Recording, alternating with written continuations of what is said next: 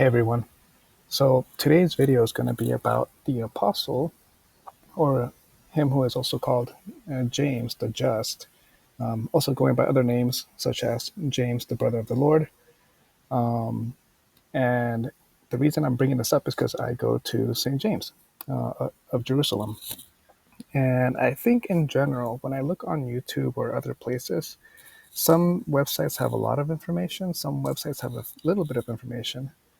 But for the YouTube channel, if I were to type "who is St. James of Jerusalem," it doesn't seem like there's a lot, or at least there's some. Like you can find different kinds of James, like James, the brother of John, son of Zebedee, or James the Less, or him who is called James the Younger, the son of Cleopas and Mary. But because there seems to be a small amount of videos and audio. Some of them are maybe 2 minutes or 6 minutes. Basically, my purpose today is to bring up to you some research that I've done. In general, most of it inclining towards the Eastern Orthodox, but there's also a few resources with the Roman Catholics and some other websites. So here up on the screen, you'll see that I have different tabs open. And the purpose of showing you this is just so that you're familiar with, like what are some places, some examples. So one is the Patriarchate of Jerusalem. So you can see here in general or history, you can find that their own websites, or the Diocese of Jerusalem has their own source of information. Also, Wikipedia has some resources and information. Doing a general Google search for Council of Jerusalem usually gets you to James the Just. There's some apocryphal literature as well. As I go through this video, maybe it's going to be about 20-25 minutes long, I'll show you a timeline or a chronology. And my purpose of that chronology is to begin you with, hey, where we are today in 2025, there is Patriarch Theophilos III. How did we get there? Like, who is he? Where did he come from? And for the parish at St. James of Jerusalem, which is located in Milpitas, California, where did they come from? Like, where did Father Julius Hanna get ordained? And how is he related to Patriarch Theophilos III? And how is that person who's on the other side of the world related to James the Just, or the person who our parish is named after? Like, he is our patron saint. So to bring it all back into summary, the purpose of this video is to show the audience a lot of textual information. So there won't be very much images. If any of you out there are more inclined towards art or illustrations, I would love to chat with you. Send me a comment. Maybe we can work together on a project so there can be more visuals as part of the presentation. But basically, I'll be speaking. And so as I'm speaking, I'll show my screen. And then while sharing my screen, you'll be able to see some of my research. This here website is from Orthodox Wiki, and the Vatican and some other places. Like, there's just a lot of places to get information. So I'll give you the Excel sheet. So this spreadsheet I have here is a little bit compressed. I have a larger one, but the purpose of this one that I'm showing is just to highlight Antioch, which is in Syria, Jerusalem, which is part of Judah or Palestine, and then put different columns to explain categories. For example, the high priest, and then a category of what's called, what I'm calling, like major events in the East, and then that's color coded by the blue, and then major events in the West. This would be like west of Greece, basically, or west of Egypt. And then with the orange, and then with the teal, African or like North African. So, for example, from Egypt to Tunisia or Carthage, Libya, and then in red, also some groups that had some errors, and I'll clarify this later. But right now, just getting you familiar with my chart. So these columns, either African holy writings, Asian holy writings, European holy writings, which is taken from the word hagiografia. So as I go through the presentation, I'll focus here on the left. My main one is going to be column C, which is specifically for Jerusalem. But as I go through the presentation and scroll either up and down or left and right, I'm going to try to connect it all to James or connect it to Jerusalem, because there's a lot of things happening, not just in Asia, but also in Africa and Europe. So I want to be able to, with text or with writings, be able to point you to those people, to certain people, and sometimes certain places, and move from top to bottom. It's going to be chronological. So, for example, here in row 4, you can see I have 37 BC. And then in row 5, I have 1 AD. And then 6, 33 AD. And then it just keeps kind of going. I'm aware that there's different dating systems. For example, some putting Jesus being born at 5 BC or 5 before Christ. And so I understand some of these will have variations of like 5 years. And sometimes even up to 20 or 30 years in variation. But I did my best to put it chronologically. And without further ado, I'll begin. So I'm actually going to start from the bottom. So instead of starting before Christ, I'm going to move all the way down to 2025, or today's age. And you can see here where I'm highlighting the Theophilos III has been enthroned or ruling at his see in Jerusalem from 2005 till present.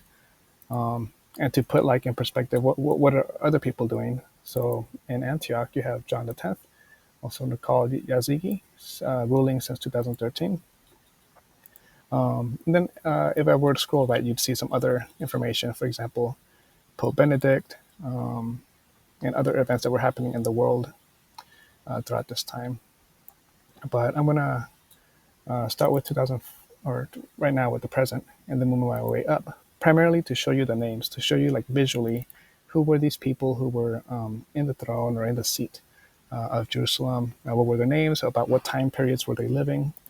And sometimes I'll have some significant or important events that either they themselves were a part of, like as primary figures, or they were incidental or indirect, like they were around, but maybe not necessarily influencing a decision.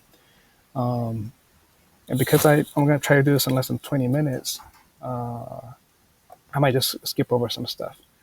But if you are even more interested in stuff like this, I do have a larger chart. So you can see here, like I have Antioch, Jerusalem, Constantinople, other lands, Church of the East or Persia, towards India and China, Alexandria, Rome, other Western lands. So I actually have a much larger version, but I'm trying to present a short one just to focus on St. James of Jerusalem, because the parish I go to, that's the patron saint. And so I want to help the audience understand who is this person, why is this man connected to the church. So I'm going to start. Okay, so before the current patriarch, before him it was Irenaeus the first, and he was dismissed in 2005 due to a financial scandal. Prior to that, the previous patriarch was Diodorus, and he was ruling for about 20 years from 1980 to the year 2000. So my priest, my parish priest, his name is Father Julius Hanna. So he was ordained in Jerusalem at the Church of the Resurrection, which is also called the Holy Sepulchre, in 1995. So that's where he gets his authority from. Like that's the bishop or the patriarch of that specific place is the one who laid hands in the presence of other bishops, metropolitans, following the rules or the canons, the laws of the church, in order to make ready this priest, Father Julius Hanna. And after some time, they were from Jerusalem to America, came to California, and then was blessed and consecrated with a parish in California. And for the first few years, they were moving around, either renting or using people's homes, but eventually got the current location, like the current property or address where we are right now in Milpitas. So for me, I started going there about 1 year ago. But before I went there, I was already doing stuff like this, like already researching bishops, tracing back succession, and trying to understand who is who and how are they connected to other people.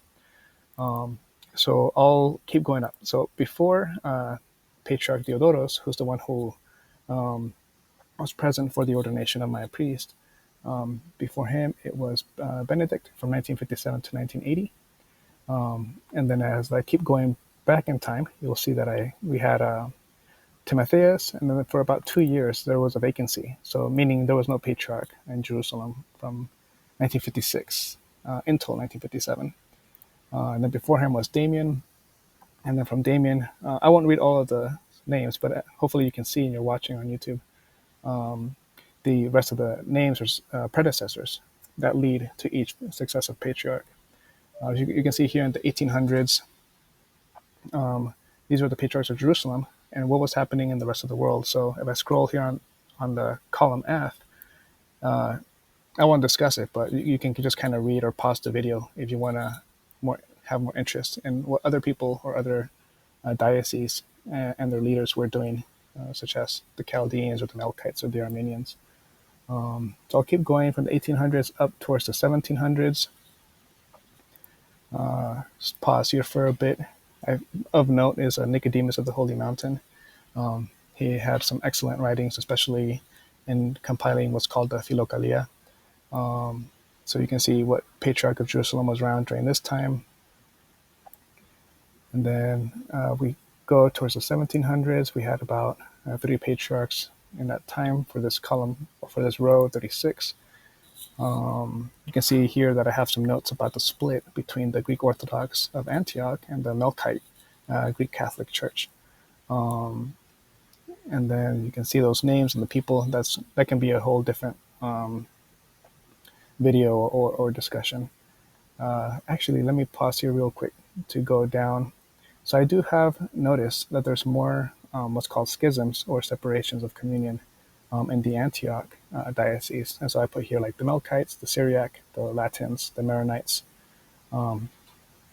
as part of column B.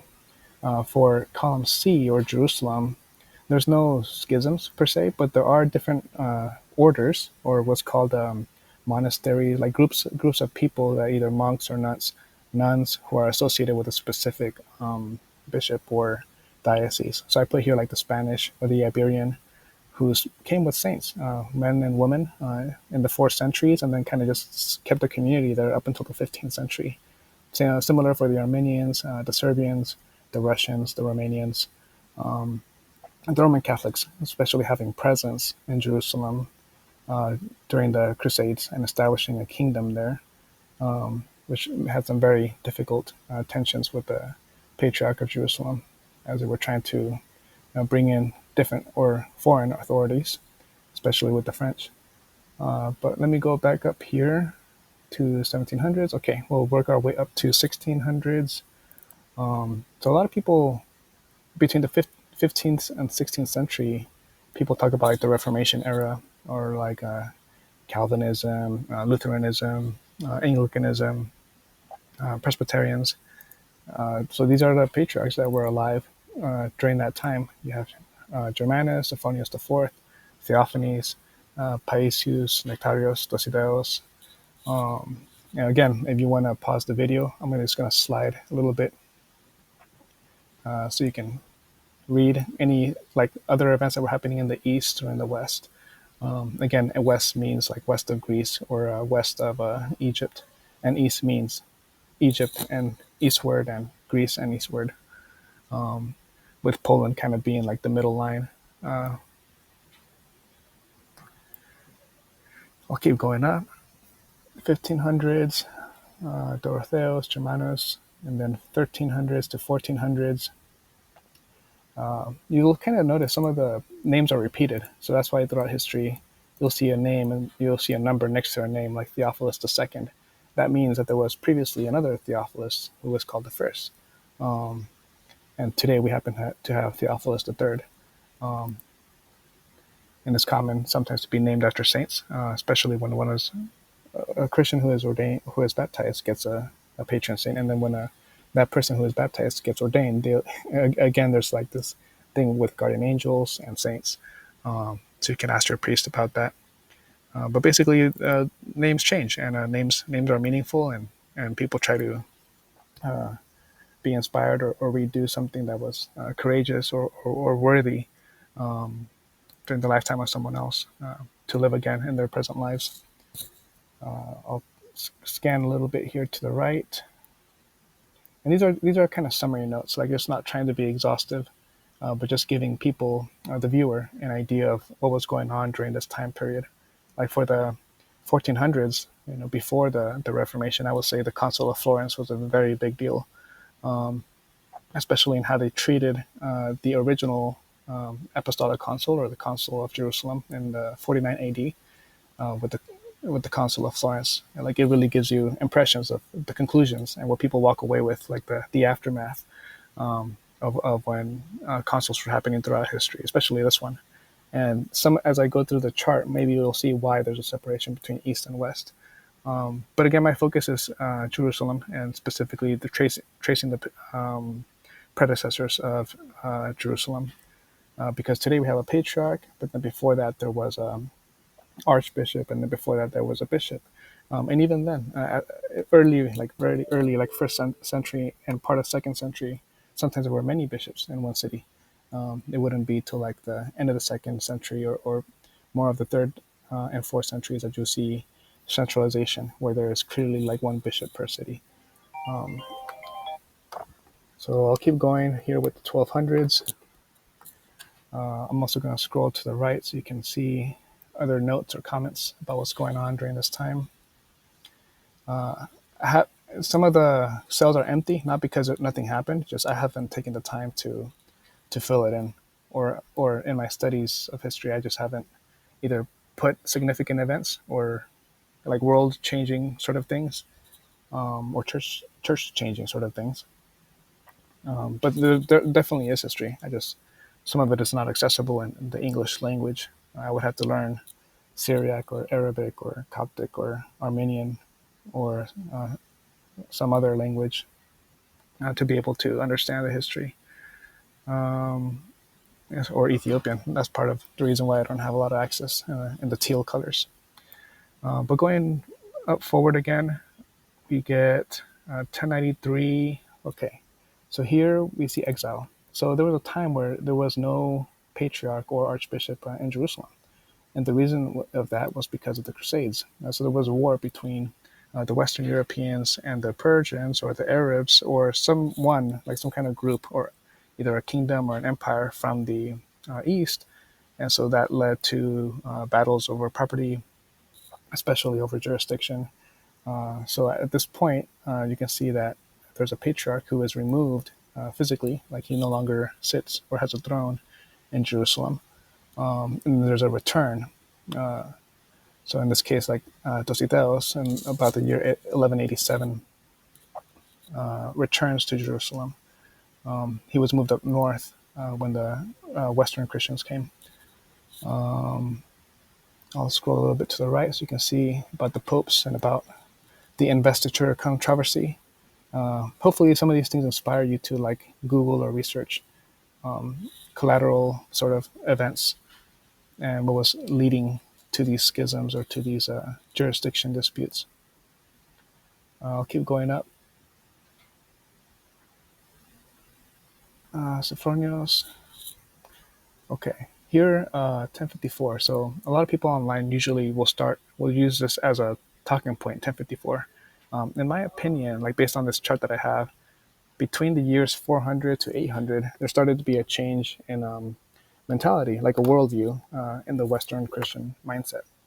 And from 800 to 1200 AD, there was, again, another shift or change in worldview in the Western Christian mindset. And then from 1300 to 1800 AD, there was again another change in worldview on the Western Christian mindset. So in general, it's not like the Western, like the Italian, German, French, Spanish, English have always been monolithic or the same mind frame. Like definitely there's been changes. And the way I view it with this chart is that it comes in eras. So these years that I put are kind of related to that. Like you'll see 787, 858, 254, 1083. Like for me, these were interesting points, and that's why I was able to make these cells and these columns and rows to give information to the reader of like who are people involved in these decisions, what are some actions, some like the deeds that are being performed, either that had happened previously or were set up to function later in the future, in the social relationships and the economic relationships between different patriarchs and different bishops. And so, but again, coming back to Jerusalem, there was an exile. So at some point, there was no bishop in Jerusalem from about, let's see, 1106 to 1187. That's about 80 years. So for about 80 years. In general, like the average lifespan among the people listed here is ranges anywhere from 70 years to 110 years old. So I could just say like 80 to 90 years is one lifetime. So for one lifetime, there was no patriarch in Jerusalem. And then I'll keep going forward or upward. You have Simeon II, Euthemius, Sophronius II. I put a question mark when the resource I was using didn't have a date specific.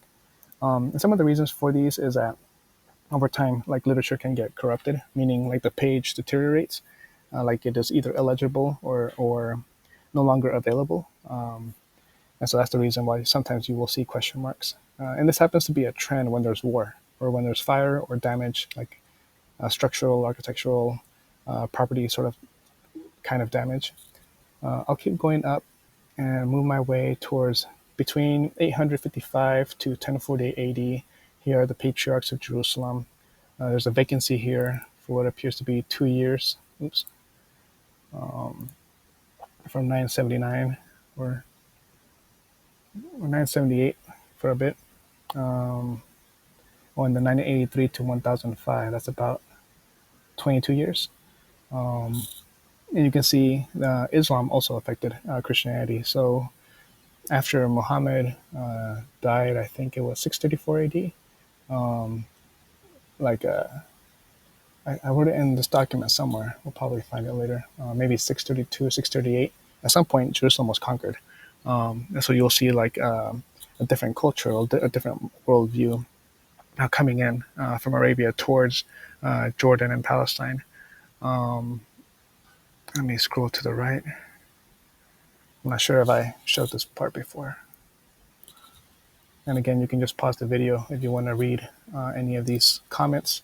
I try to make it objective or try to give a summary, but of course I do have a bias. So sometimes I'll give you my opinion as part of the summary. And then moving up. Okay, so 700s. This part is famous for iconoclasts, or when some people, specifically political people, wanted to get rid of images. And it was, again, affected by the Muslims. In general, Eastern Christians were suffering a lot because of persecution when people were attacking specifically people who venerated the icons. And I'll kind of pause here for a little bit. Sometimes I mention heretical groups. Like in general, there are heretical groups throughout history. Looks like in this time period of 700 to 800, there's the Megatians or the Cassianists. After that, the Bogomiles. After that, Catharism. If you want to see more about that, just let me know and I can share the more expanded document. This one's kind of a compressed version since I'm just trying to focus on Jerusalem. Let's see here. This would be very interesting to read. St. Photios, the conversations, the dialogue, the actions that were taken between a couple different Roman, or maybe 2 or 3 Roman Catholic popes, some of them being antagonistic, some of them being in favor of or pro the Orthodox mindset. And then Patriarch Nicephorus, a city of Jerusalem. And sometimes there's relationships between opposing, like either politics or opposing religions. Like in this case, you see Fatimid Caliph Al-Hakim in general was helping out or being friendly and allowing protection for Christians, even though it was no longer a Christian land. You see here that there's efforts to rebuilding the Church of the Holy Sepulchre. So sometimes the wars cause destruction, and sometimes like the succeeding generation or the next patriarch or the next people of influence help to rebuild or to restore holy things like shrines, or to return relics if any were stolen or sometimes were destroyed. So today, part of the reason we can't have information on every single thing, kind of like here for Patriarch Joachim, it's because things get destroyed and then it's no longer recoverable. But because the church has a tradition, it's very common for people to commemorate their bishops and to have what's called diptychs or list where they specifically name people who have influenced their church. So, like, zooming back into 2025, like, why do we venerate St. James of Jerusalem? It's because he's a very influential leader in the church. And so he continues to be commemorated, even if for some reason all the Bibles in the world were destroyed. Like, the tradition will still exist, and people will still, by memory or by prayers, by hymns. Um, Here, I'll give you an example. Kind of like this Troparion.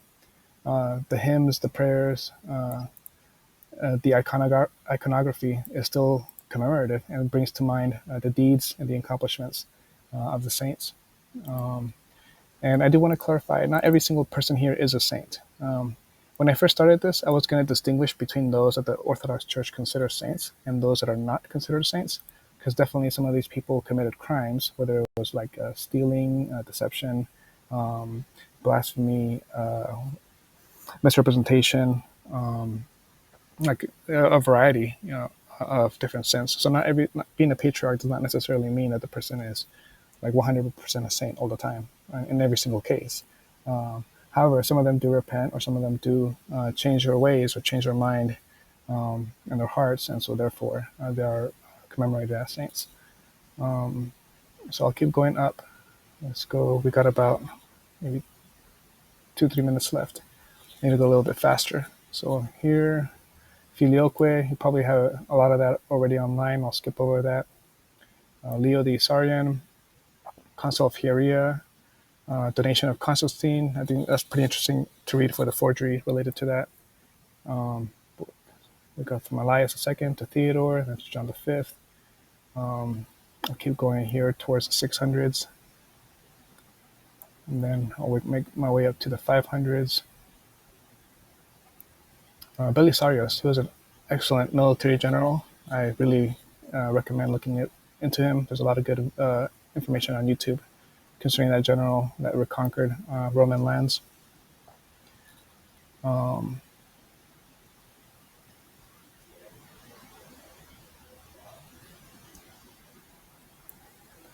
I'll move my way up. Okay, Juvenal. Juvenal is one of the persons who was attending the Second Council of Ephesus. Keep going up. You can see John II, Parulius. Sometimes I put links in this, so if you really want, you just put it in the comments and I can email you like this sheet so you can see the comments and the hyperlinks. I'll keep going up. Some of these people were historians. So here is an example of Epiphanius of Salamis. He has some information of people, like in this case, like some of them write specifically about James the Just and note the relationships, like the sons or the nephews, people related to the Lord Jesus Christ. And so that's how I was able to gather some of this information.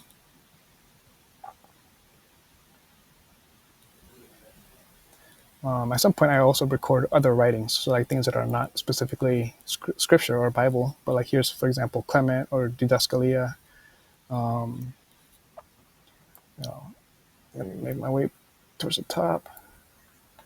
Okay, so at some point, so we've been tracing the patriarchs of Jerusalem. At some point, they were called archbishops, and then before they were called archbishops, they were called bishops. And some of these consuls, they'll tell you that. So here now I'm going into the bishops. So before the 300s, here now 250, 199, these are all bishops.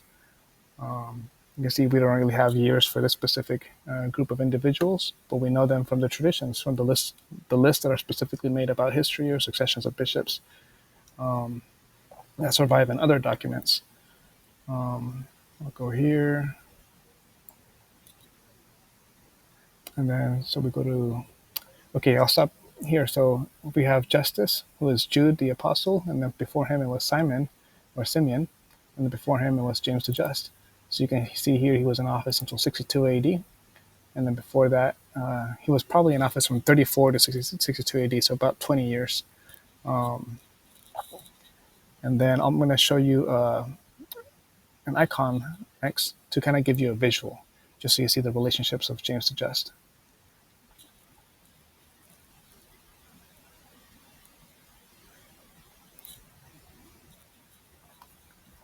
James the Just. So he is a son of Joseph. from an unnamed mother, although some traditions call her Salome. And he probably had a brother named Joseph, Jude, and Simon.